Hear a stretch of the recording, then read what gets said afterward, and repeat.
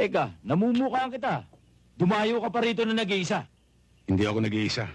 May kasama akong 3. Niloloko yata tayo nito ah. Hindi ko kayo niloloko. Ito nga isa eh. Ito pa yung 2. Bibigyan ko pa kayo ng pagkakataon. Ano? Kami pa bibigyan mo ng pagkakataon?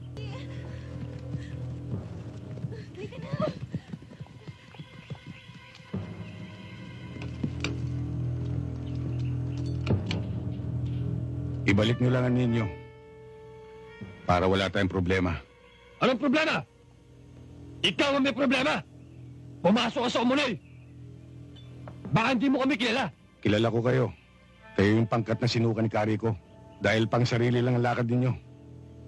Kinakasangkapan nyo lang inyong simulain para mangurakot, magulumbat at pumatay ng tao ng walang dahilan. Ang daming pasasat!